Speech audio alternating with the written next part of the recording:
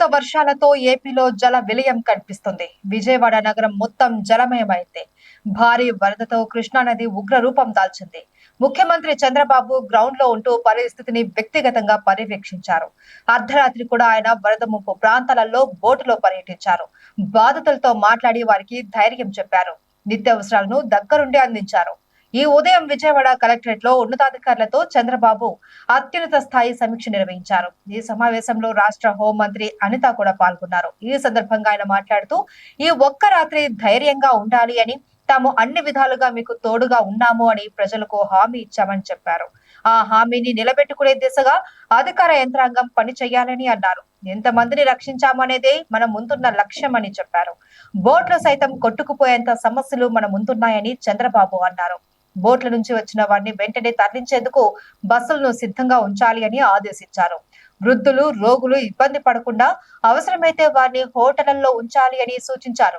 వరద బాధితుల కోసం కళ్యాణ మండపాలు, ఇతర కేంద్రాలను సిద్ధం చేయాలి అని చెప్పారు. మొత్తం 47 సురక్షిత కేంద్రాలను గుర్తించామని ఈ సందర్భంగా ముఖ్యమంత్రికి అధికారులు తెలియజేశారు.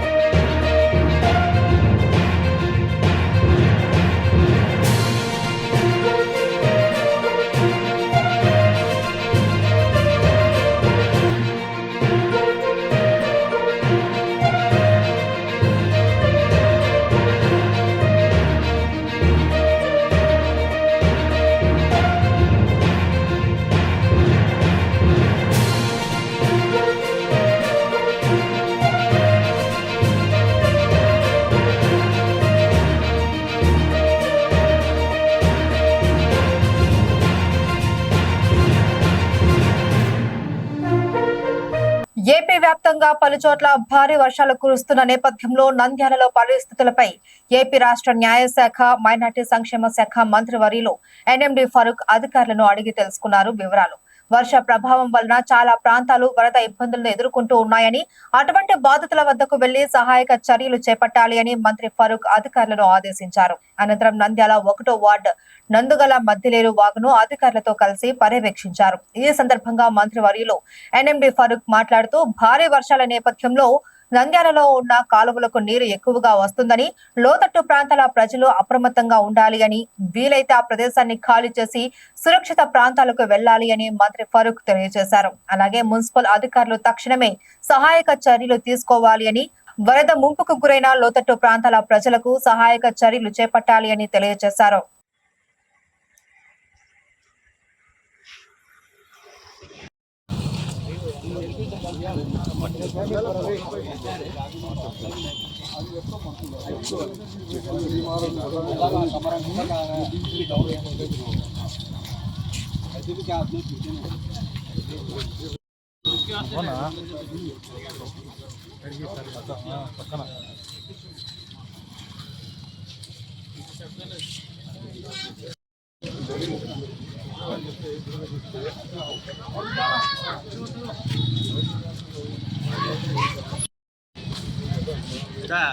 హరి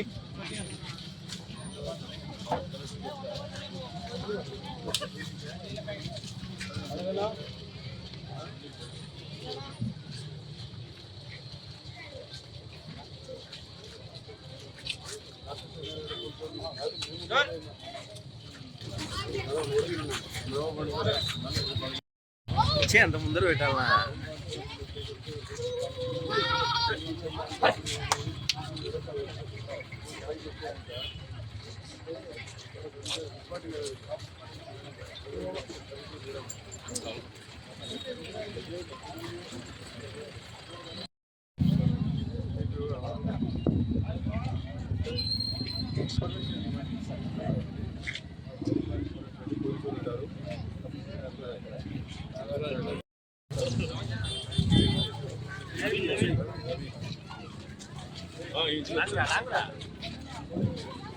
₹100 क्या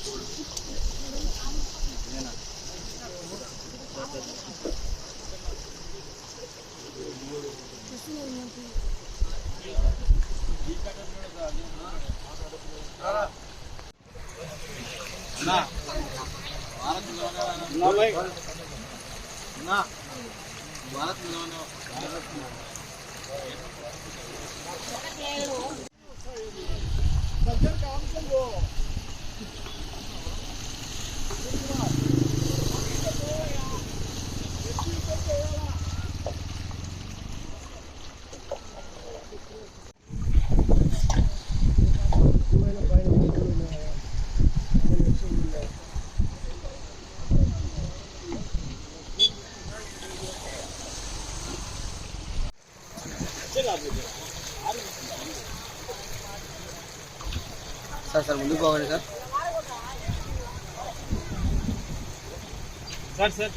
నాగార్జున వర్షాలు లేవుతున్నాము.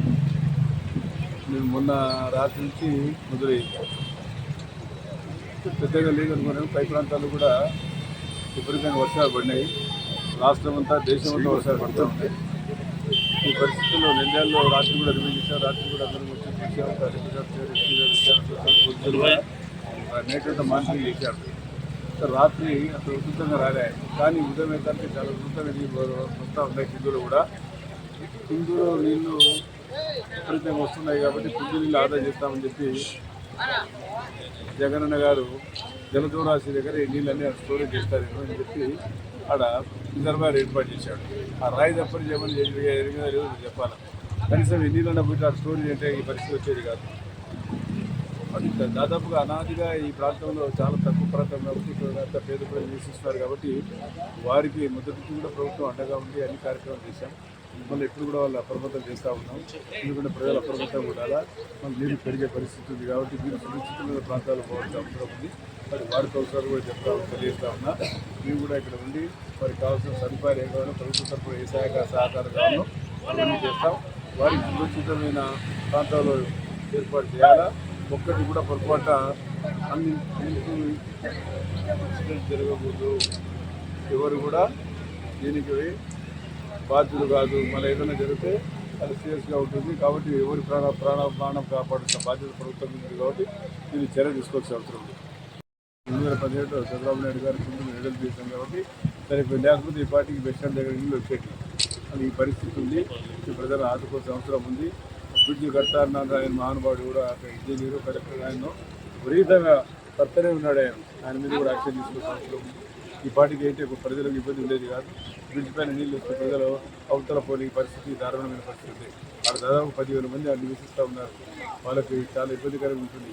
వాళ్ళు న్యాచురల్గా పుష్టి మంచి వాళ్ళు మంచి నీళ్ళు వీళ్ళు కావాల్సిన అవసరం ఉంటుంది. కాబట్టి వారికి ఏదైనా అట్లా ఇద్దరు ఇన్సిడెంట్ అయితే ఏ రకంగా ఆలోచించాలి చేయాలో ఆలోచన చేసి వారికి 5 రూపాయలు కల్పిస్తాం. కాబట్టి ఇక్కడ కౌన్సిలర్ ఉన్న నాగార్జున గారు ఉన్నారు. నాగార్జున గారు బాధ్యత తీసుకొని ఇక్కడ వారికి ఏమేమి సదుపాయాలు కావాలో ప్రభుత్వం తరఫున అన్ని రకాలుగా తయారు చేయడానికి ప్రయత్నిస్తున్నాం. వాటి నీళ్ళు పెరుగుతూ ఉన్నాయి కాబట్టి దీన్ని దృష్టిలో పెట్టుకొని ప్రజలు అప్రమత్తంగా అధికారులు కూడా రాత్రి తిరిగినారు. అధికారులు కూడా ఇప్పటికప్పుడు మానిటరింగ్ చేసి ప్రజలు పోమంటారు. ఎందుకు వదిలేసిపోతే మనందరినీ ఇబ్బంది అవుతున్నాయి. కానీ బలవంతంగా మనం పంపాల్సిన అవసరం. వారి సురక్షితమైన ప్రాంతాలు పెట్టాల్సిన బాధ్యత ప్రభుత్వం తీసుకుంటారని చెప్పి ముఖ్యంగా చేస్తాం. ఆ నీళ్లు పెరుగుతున్నాయి కాబట్టి దీన్ని దృష్టిలో పెట్టుకొని అధికారులు కూడా వారికి సురక్షితమైన ప్రాంతాలు పెట్టాల్సిన అవసరం ఉంది. వారికి కావాల్సిన ఫుడ్ వాటర్ అన్ని రకాలుగా సౌకర్యాలు ఏర్పాటు చేస్తారని తెలియజేస్తాం. పశ్చిమ గోదావరి జిల్లా భీమవరంలో ముఖ్యమంత్రి నారా చంద్రబాబు నాయుడు జిల్లా కలెక్టర్ ఆదేశాలతో విజయవాడ పరిసర ప్రాంతాలలో కురిసిన వర్షపు నీటి వలన వరద నీటిలో చిక్కుకున్న ప్రజలకు తక్షణ సాయం అందించేలా ఆహారం, త్రాగునీటి ఏర్పాట్లను విష్ణు ఎడ్యుకేషనల్ సొసైటీ ఆవరణలో పశ్చిమ గోదావరి జిల్లా collector Cherukuvada Nagarani, Bhimavaram MRO R Rambabu మాట్లాడుతూ 50,000 ఆహార పొట్లాలు అవసరం అవ్వగా ఇప్పటి వరకు సుమారు 35,000 ఆహార పొట్లాలు, పాల ప్యాకెట్లు, తాగునీరు ప్యాకెట్లు విజయవాడకు పంపించడం జరిగిందని, మరికొన్ని కూడా పంపించడానికి ప్యాకింగ్ జరుగుతుందని, పునరావాస కేంద్రాలలో ఉన్న బాధితులకు సంస్థలు, ప్రజలు ముందుకు రావాలి అని కోరారు.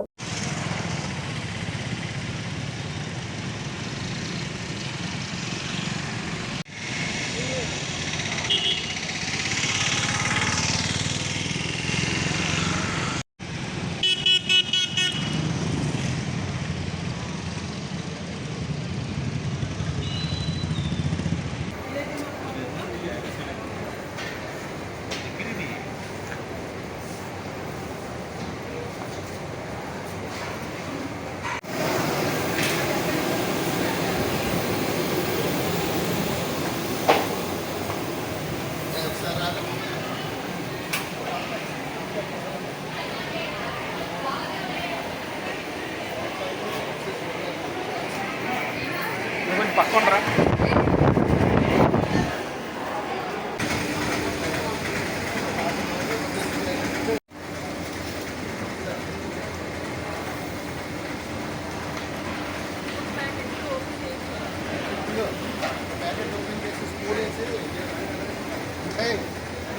ప్యాకెట్ ఓపెన్ చేసి స్పూన్ వేసి తీసుకురండి.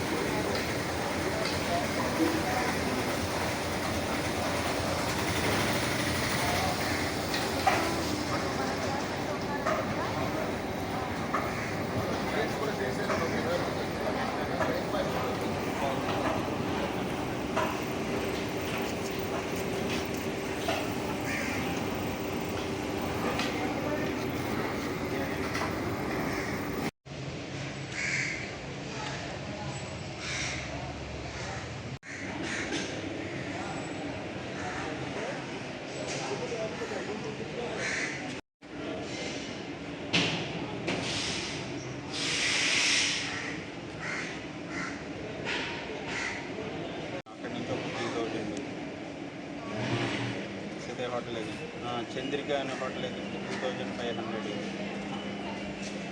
అంటే అది కలిపి చెప్తున్నారేమో. అంటే ఇప్పుడు నెక్స్ట్ దాంట్లో వెళ్ళాల్సి నేను ముందు ఆల్రెడీ లెఫ్ట్ అయినా చెప్తున్నాను చంద్రిక దాంట్లో. తర్వాత జయదుర్గ అని నరసింహాగ్రహాల్లో ఉంది ఒకటి. అక్కడి నుంచి 1300 ఫుడ్ ప్యాకెట్స్ను, ఒకటి water packets 6500 already left before 10:30కి ఇదంతా 10